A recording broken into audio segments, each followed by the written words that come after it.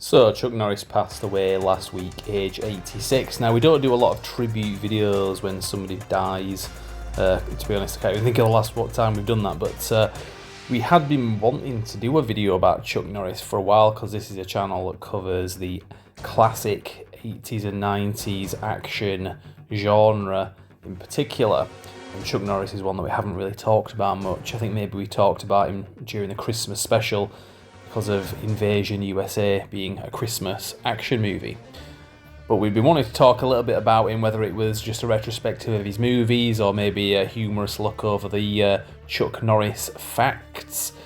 But we never got around to doing it, so I think this is an opportune time anyway. So for this one, we've got my co-reviewer, The Core, and we're just going to have a general chat and reminisce about the great legacy that this guy's left behind.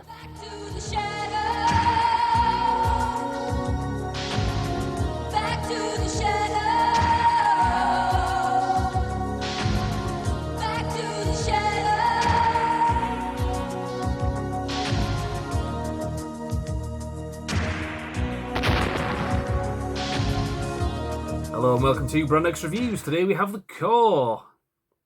Yes. So you didn't really have much to say on this video as we were going into this, so I'll just preface it with that. Obviously, you've seen the odd Chuck Norris film here and there. I think we watched Invasion USA at Christmas a few years ago, didn't we, as well? Yeah, I mean, I've seen other Chuck Norris films in the past. I am quite familiar with the man's work. Yeah.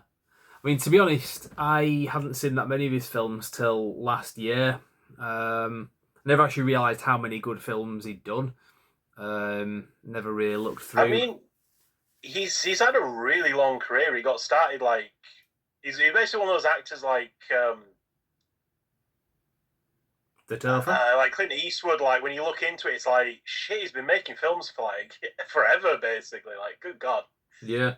Yeah, because he obviously, one of his very early roles was in the Bruce Lee film Way of the Dragon, and he plays a bad guy in that cult.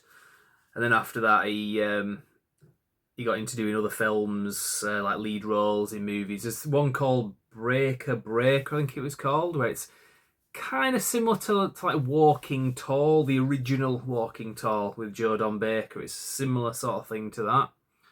In fact, if we have an SJS at any point, I'd recommend that as one to watch for that. Yeah, from what I understand, he kind of started out as almost like Seagal. He kind of started out as like a stunt guy. I think he'd so, train people for doing martial arts in the films and stuff.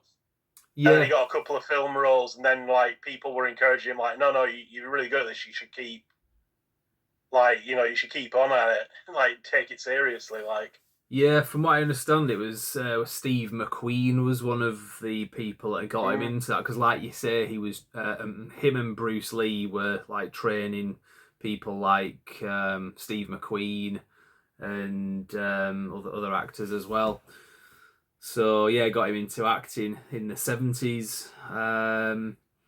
But yeah, he did some really good ones. It wasn't, of course, until the 1980s that he kind of got into because obviously the action genre was really getting big then after films like Rambo and 48 Hours, buddy cop movies and action movies and so on, and Schwarzenegger coming into it. Some of the older guys like Charles Bronson were kind of slowly winding down their careers at that point because they'd been around for decades, and like Charles Bronson, 80s and 90s were his last decades because he was quite old. Chuck Norris was a bit younger, obviously, but as I mentioned, Charles Bronson, they were doing Canon Studios movies. They did quite a few of those, like Missing in Action and so on. I think there's a few situations where I think some of the films that Charles Bronson did were actually intended for Chuck Norris and vice versa. Some of the Chuck Norris films are actually intended for Charles Bronson. So they were kind of interchangeable. Seems to have lived a pretty interesting life. He was in the Air Force before he went into stunt stuff. Are you leading into a Chuck Norris fact? Actually, I was going to lead into an in-between as Well, he's in the Air Force. How gay is that? But Still quite gay. That's an in-betweeners reference. yeah, no, I mean, I've heard a lot of things about Chuck Norris. I mean, they say, for example, they did actually name a street after him once, but they had to like change it back because nobody crosses Chuck Norris and lives. Yeah, I don't think I've heard that one. Yeah, no, I mean when during the Vietnam War, he used to shoot down like enemy aircraft by pointing his finger and going bang. So in fact, Well, I mean, the man does not own like a cooker or a microwave or anything because revenge is a dish best served cold. yeah, but seriously though, did you know he only ever used a stuntman once, and that was during a crying scene. Yes. Just I mean, the good news is Chuck Norris's tears can cure cancer. The bad news is Chuck Norris never cries. yeah. Well, speaking of Chuck Norris facts, I'll just play this quick video. I'll just insert this video into this. I had to break the news to my father that Chuck Norris had died. And in fact, there's a couple of videos, but I'll just play this one anyway. So this is me telling my father that Chuck Norris has died. Right, so here's FB. I've got to tell him that Chuck Norris has died. He's not going to be happy. Before you set off, I don't know if you've heard the news, the death. Okay, are you ready? I'm not kidding. This isn't a joke, by the way. Chuck Norris has died. Has he? Yeah. Oh. 86.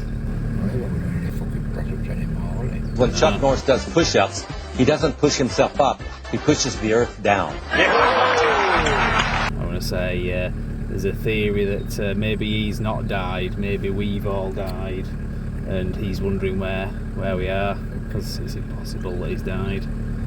So there you go. He actually died 15 years ago, but death was too scared to tell him. I'm not kidding, by the way, he has actually died. Anyway. So you can see he was impressed with some of the jokes there. But no, I've got my Chuck Norris DVD and Blu-ray collection here. I had actually been adding to this very recently. I'd got some like in the last few weeks, not anticipating that he was going to die or anything. It's just obviously I'm genuinely into like these kind of films. Because I was saying the day before he died, I was coincidentally just watching one of his films.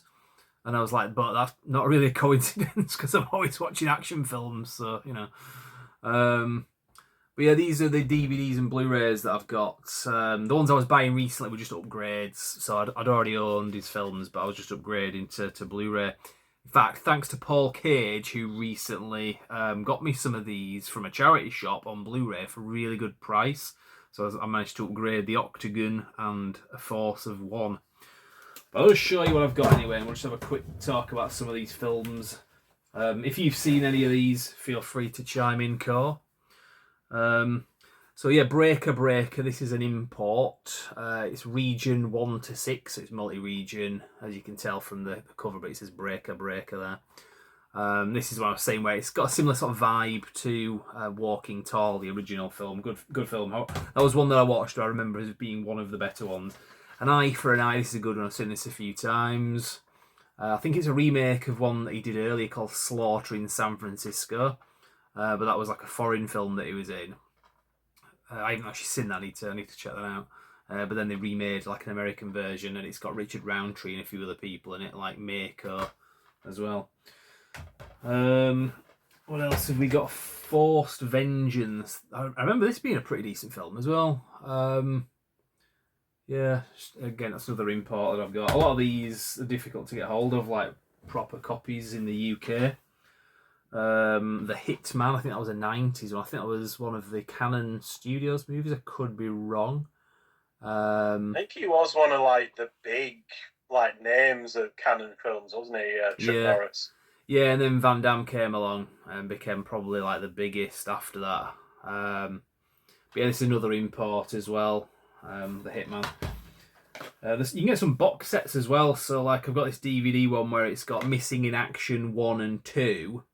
The thing with Missing in Action, because these are Canon Studios movies, and they were basically done. So it was supposed to be, the first film was supposed to be about him in Vietnam, and then the second film was supposed to be him going back to Vietnam, very similar to Rambo 2, because it was based on from what I understand, an early treatment of the script. So the James Cameron treatment of the script for Rambo 2 that was going around Hollywood. Somebody read it and decided, well, Cannon Studios, we can just make our own. And they actually fast-tracked the film and actually got it released before Rambo 2 came out, which is quite impressive. It's not a bad film, to be fair. But then what happened is... Yeah, like I say, I think that is quite, happened quite a bit. Because then you get, like, films like, you know, two different...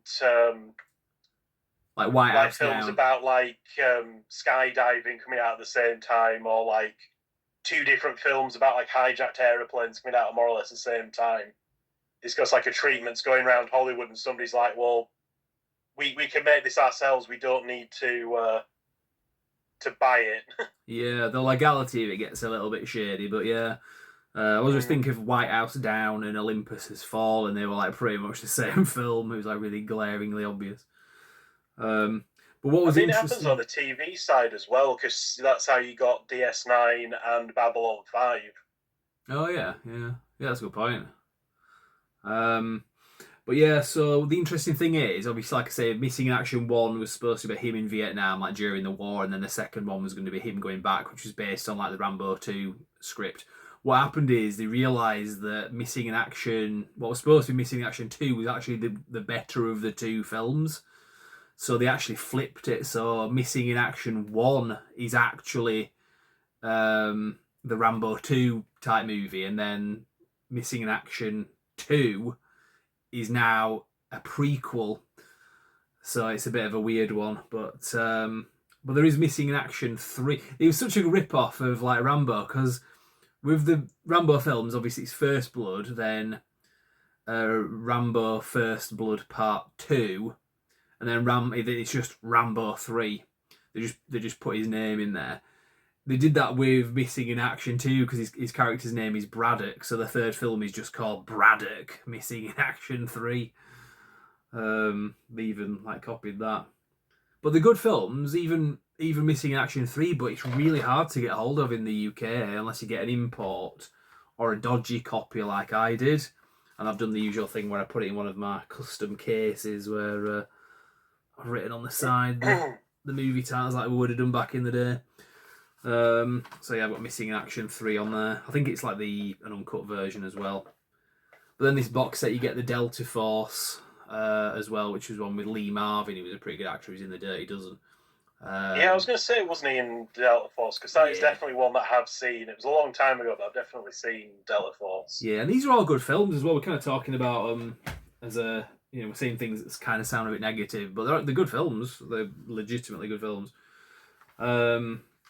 Delta Force. Yeah, like I say, the thing with Chuck Norris is like, as much. Sorry to interrupt you there, but the thing with Chuck Norris, as much as we were joking about the Chuck Norris facts, just like I was saying to you, for like the era most of his films were coming out, and considering this guy was like legitimately working with like Bruce Lee and like Steve McQueen and stuff, he's a lot more remembered now than a lot of those other kind of actors from that era. Just because of like the meme, Chuck Norris facts. Like Chuck Norris won a staring contest with the sun. Yeah. Yeah, that's a good point. It's like we were saying this yesterday in private, weren't we? It's kind of like the He-Man thing. He-Man is quite well recognisable by a lot of younger people, not because they've watched the cartoon, but because of the memes. That's a whole other conversation anyway. But yeah, no, that's a valid point. So yeah, moving on, I've got another box set. So this is one that's got him on Blu-ray, Delta Force 1, Lone Wolf McQuade, which is a really good film, and Code of Silence, which is basically like, is it Andy Davis, the film director, who did a lot of early Seagal films and went on to do like The Fugitive. Really good director. Code of Silence is basically, it's just before Seagal started doing his films with Andy Davis. It's a very similar feel to it, good film. But this is an import. It says it's Region A, which is America. Obviously, I'm in the UK. It does play. I've got a similar box set to this, actually, a Van Damme one. Let me just get that for a second. Same thing. So this Van Damme box set, obviously you can see the similarity. It says Region A, but it's not. It's multi-region. So if you're in the UK and you want to own these, I recommend this. It's got Yeah, kind of the region locking is something that I do not miss at all. it sucks. That was such a pain in the ass because back in the day it used to be like super strict. Yeah. And if it was like, yep, this is region A, you better believe it was region A, don't even fucking bother. Yeah. Like, luckily now, like you say, some of them are, even though it'll say region A, it's like, well, you're still good to watch them, thankfully. Yeah, I don't know how that works. It's a bit weird. Yeah, so Delta Force 1 was on there. Delta Force 2 you can get on Blu-ray in the UK for some reason. That one's like more easily available than the first one. This dodgy copy that I've also got Hellbound, not to be confused with Hellraiser 2, which was, I think, was the last ever Canon Studios movie. It's not very good, to be honest. It's got Chuck Norris, obviously, so it's got that kind of appeal to it, but I don't remember it being very good. And there's one called Top Dog as well, which is that's his kind of like version of like Junior, like Arnie had Junior, and maybe Stallone had Stop or My Mum Will Shoot. Buff had Stop or The Turf Will Shoot. Oh no, something else. But yeah, Top Dog's a bit of an embarrassing one. But I think that was one of his last cinematic release movies, like until Expendables 2, I think, but I could be wrong about that. Some other good ones. You might have seen this one actually, Firewalker. It's got Lewis Gossett Jr. as well, and it's kind of like a sort of poor man's Indiana Jones. The name rings a bell. Like I say, I've seen a lot of his films, but I would have been quite young because it's kind of like you get like Arnie and Stallone films late night, like action films, like over a weekend, like back in the day. Like I'm pretty sure, like you used to get these as well. Yeah, I bet this is the one that you probably would have watched. You might have forgot. It is fairly forgettable. It's a good film, but obviously you'd remember Indiana Jones and so on. I think because it was a Canon Studios movie. Didn't they do? Was it? I don't know if they did King Solomon's Mines, but it's similar to that. And there was either Young Sherlock Holmes as well. I can't remember which one. Which I have fond memories of Young Sherlock Holmes. Yeah, same. Yeah, but it was a similar sort of movie. Then obviously this one, I don't know if it's like become a bit more easily available in the UK, but Invasion USA. You can see the price there. I bought this a couple of years ago, a couple of Christmases ago. I watch it every Christmas now, but got it from CEX second hand, £22. Quite a rare Blu-ray. It might have been re-released since, because I'm sure I've seen it cheaper than that since. Then thanks to Paul Cage, I got these from a charity shop for £5 each. So the Octagon. It seems to be like a double thing going on because there's another similar one here, A Force of One. I watched both of these quite recently. On Blu-ray. I'm coming to the end of it now. The Buff Wears White. The Good Guys Wear Black. I think it's his first major film, actually. I think, or one of his first. Interesting, his character is called Booker in this, and that's also the same name as his character in Expendables 2, which is one of his last big films that he did. But it's not which is where he's even quoting one of his own Chuck Norris facts, like a king cobra once bit Chuck Norris, and after 5 days of incredible pain, the snake finally died. Yeah. Yeah, well, I think something similar happened to Buff. Topher's pet snake spat in his face one time, but and after days of pain, Buff finally expired. Then we've got this is a good one, Silent Rage. If you ever watch this, if you like horror films as well, or like films that cross genre. In fact, this would have been a good one for last year's Halloween special because it's a cross genre movie, a horror movie. It's kind of like Halloween, but also a Chuck Norris cop action film. It's kind of a weird one. I think it's like this guy that's being experimented on, and it becomes basically Michael Myers. And again, good film. Then another one. I haven't seen this that many times. I don't remember this one that well. Hero. It's is it called Hero and the Terror? I think normally, but Hero and the Topher. Yeah, is that you and the Topher? Yeah, another thing I always remember Chuck Norris from was The Cinema Snob. Oh, yeah, go on. What's his name? I know you mean. Yeah, that guy with the glasses. Nostalgia Critic. Yeah, Nostalgia Critic, that's the one.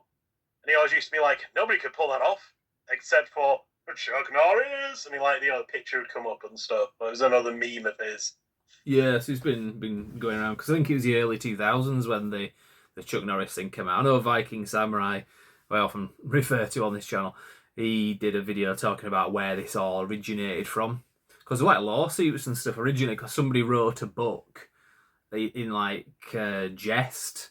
And I think it started as a website and then there was a book. It was all compiled in there. And then there was like lawsuits. And then Chuck Norris did his like fact. I'm just showing it on screen now. His like official fact book that he released himself.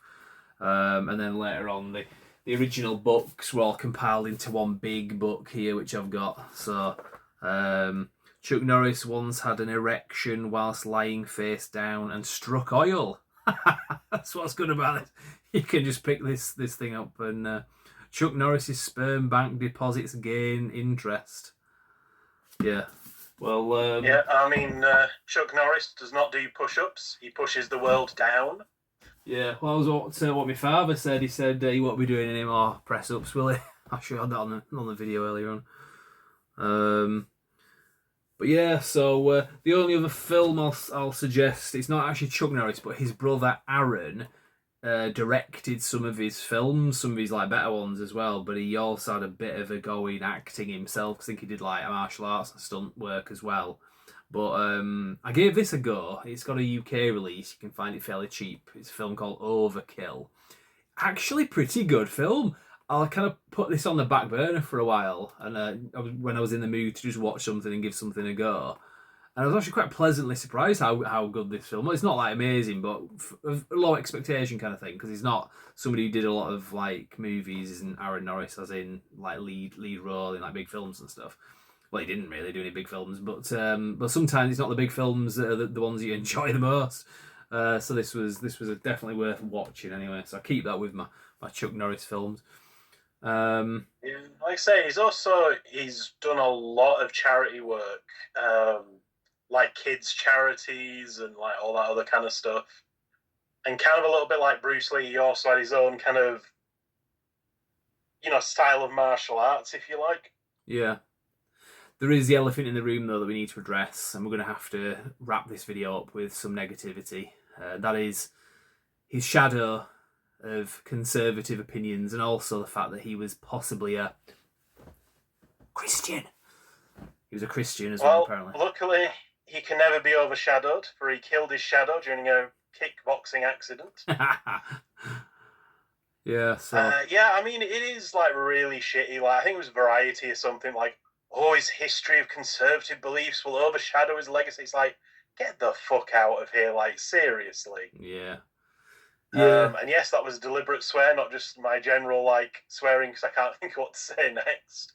That's allowed. But yeah, it really annoys me, does that. It's like, yes, he had some conservative beliefs, like, and he was, like, a Republican, like, quite often. He was, like, a fan of Reagan and stuff. It's like, okay, fair enough. Like, that's his political beliefs. Like, he wasn't trying to force them on other people, so who cares? And they're perfectly valid. I think the worst he did was, like, I think he was, like, part of some radio thing, and he was one of the people kind of pushing the whole, like, Obama wasn't born in the United States kind of angle. Yeah, I think Trump was on. And it's like, and... Yeah, which, well, yeah, wasn't it like Kenyan or something like that? It's not something I know like a huge amount about that, so I don't want to like get too into it, but I think there was something to that. I mean, at the same time, it's like one of those things of like, okay, if you're not just trying to distract people with it though, just show your birth certificate and tell them all to fuck off, Yeah. It's not difficult to disprove, so why are you being so evasive about it? Yeah, exactly, yeah, so it's a legitimate thing to bring up as a concern, because what else are you lying about? But yeah, so that was a thing, the usual kind of scumbags coming out. Yeah, it's like on his that, grave. and I think he was against same-sex marriage, but then again, like, that's probably more tied into the Christian thing. Like, I'm pretty sure he was, like, donating to, like, a HIV charity and stuff, so I'm pretty sure he doesn't hate the gays, just didn't think they should be married. Well, I mean, like, Obama like, was in a church, again, in a church, like, not even, like, they shouldn't be married, they just shouldn't be married, like, in a church, like, I don't necessarily agree with that stance, but hey, if that's his stance and that's his beliefs, like, he's every right to them. Yeah, I mean, I think Obama was against gay marriage in his first term, anyway. But then they weaponised. Yeah, so was fucking Hillary Clinton. Yeah, yeah. He also talked about. Well, do you want to maybe say about what he said about Democrats leaving the Democrats? Yeah, I mean, that was one interview he'd given where he said, in the past he had been, like, he had basically he wasn't so pickled that he would never consider voting for the other side. But at the same time, it's like, well, conservatives nowadays are more like where the liberals were like 40 years ago, like, than the liberals are, because the liberals have just gone into this complete insane kind of tail spiral, and it's like, he's not wrong. Yeah. Yeah, so that was the thing. It was the usual people were kind of coming out and dancing on his grave and trying to like pretend that he's got his legacy that's something to be ashamed of, which he absolutely didn't. Well, just to show how two-faced this is, very soon after Chuck Norris died, another actor died. Now, you wouldn't know him because you despise Buffy and all things that are related to it. I know who you mean. Yeah. But basically, I forget the actor's name, but basically he played Xander in Buffy. He also tragically passed away. He was quite young as well. He was only in his like 50s. Yeah. But he had quite a few medical like issues. Now, you don't see people going on about like his many issues that the guy had, like substance abuse, and like he was a bit of a tool by all of accounts. Like sometimes, like, to the point that certain other members of the cast just didn't want to be with him in interviews and stuff anymore. Mm. And it's like, that's not to say like, oh, he's a bad person, or he should be like, it's just like, I'm bringing this up for like the double standard. It's like, you guys are completely forgetting about everything he did that was a bit iffy, but you're going to drag up like, oh, he's a Christian, oh, evil. Yeah. Well, what's ironic about this, because without getting into like too much detail, obviously you're aware, I've got a family member that is like very much has issues being sort of on the mind virus, let's just put it that way, and just can't cope with anybody that's got a different opinion, and hadn't spoken to me for probably best part of 3 months because of just general like political disagreements that I don't push, but but yeah, Chuck Norris dying was what got this relative of mine to actually like break radio silence, because this family member knows like I'm a big Chuck Norris fan, so actually messaged me. So Chuck Norris is that tough. In dying, he was able to like reconnect like family members of other people on the other side of the planet. So that shows the strength of Chuck Norris in a kind of positive way. So, as a final Chuck Norris fact, I don't want to alarm people, but if God has called Chuck Norris to his side, things could be about to kick off. This could actually be the end times. Well, yeah. Well, we were going to make some Buff and Topher facts, weren't we? But you didn't want to. What was the reason you couldn't do that? Well, they say Topher is just like this pathetic individual, and like most Chuck Norris facts are based around the facts of how cool Chuck Norris is, that he can do like insane things. It's like it just did not feel right trying to do that with the Topher. Like, Topher is nothing special. Yeah, well, he's a bit special, but it's... Topher must be not mocked, not applauded. It's not really compatible, is it? So yeah. But yeah, we can pretty much leave it there. Like I say, I'm kind of sad to say that I didn't get into Chuck Norris movies when I was younger, because I feel like I missed out. Like, it would have been like quite a good kind of person to grow up watching a lot of his movies. And I know people that can say that they actually did, whereas I didn't. No particular reason, nothing against him. It was just like, to me, it was all about the bigger guys like Bruce Willis and Stallone and Schwarzenegger. There's a lot of action stars like that that were around that I just never really followed. So even in recent times, only in the last like couple of years or whatever, that I even started watching Chuck Norris's films, started checking them out. I think, to be fair, like, he was a little bit on the way out when we were kind of getting to the point where we could, like, pick our own, decide what we were going to rent from video stores and stuff. He was kind of on the way out slightly by that point. Yeah, he was overshadowed. I think he was still putting films out up into the 2000s at least, because he were in the last one he was in was Expendables 2, wasn't it? But he was kind of past his like heyday at that point. Yeah, similar with a lot of these other action stars. I've watched a lot of their movies like post 2000, and there's a definite decline there. It's because of the market, really. They stopped being able to afford these guys, and we've talked about this before. They started paying like actual actors to do action movies, like Keanu Reeves, Matt Damon, Nicolas Cage, that kind of thing. So these action stars like Chuck Norris, Stallone, Schwarzenegger, Van Damme, Seagal, they didn't have a monopoly on that anymore, and I think they were starting to lose like returns on like box office takings as well. There's all economics to this that you can get into as to reasons why that is, but yeah, certain other action stars I'd never really watched until recently, and that would be Jackie Chan. I literally probably seen like 2 of his films. I think one of them was like Cannonball Run. So that's not like, I mean, it's an alright film, but it's not a Jackie Chan movie. But then I started watching a couple of his films, really enjoyed them, so I watched more. And before I know it, like this entire like shelf here is taken up with. I think there's like some other like Yuen Biao and Sammo Hung films in there, but all these DVDs you can see here, it's probably one of the biggest collections I've got, and I'm still adding to it. So it's good when you discover like an old legacy action star that you just never really given much credence to for whatever reason, and then you suddenly realize, now is definitely the time to be getting into new, kind of old action stars, because there's so little like worthwhile that's coming out that's new. Exactly, yeah. It's like a nice sort of trade-off, because like it'd be good to keep going to the cinema like we used to do a few years ago, like every like month or every couple of months at the very least. Now you're lucky if you've got anything to look forward to in the whole year for stuff like that. But so yeah, it's pretty cool anyway. So like, point is anyway, if you've not watched Chuck Norris's films, the ones that I've mentioned here, definitely, most of them at the very least are really good. The only reason I've kept them is because I will re-watch them. Because I had some of his that I watched last year, and I wasn't a big fan of some of them. But there's only like maybe 1 or 2. I think I'd put that down as. So yeah, any final thoughts from the core? No, I think I've covered mine. Yeah, we've done all right, to be fair, because to say that you didn't have much to say about it, you've actually like you've come up with some really good points. So thank you. I had plenty to say. It was more just I couldn't find any Topher facts. I had to just give up. It's like, no, yeah, I'm not doing this. Well, we'll learn from this. Next time you say I don't want to do that video because I've got nothing to say, we'll say, right, watch the Chuck Norris video because you had plenty. So right. Yeah, so we'll leave it there.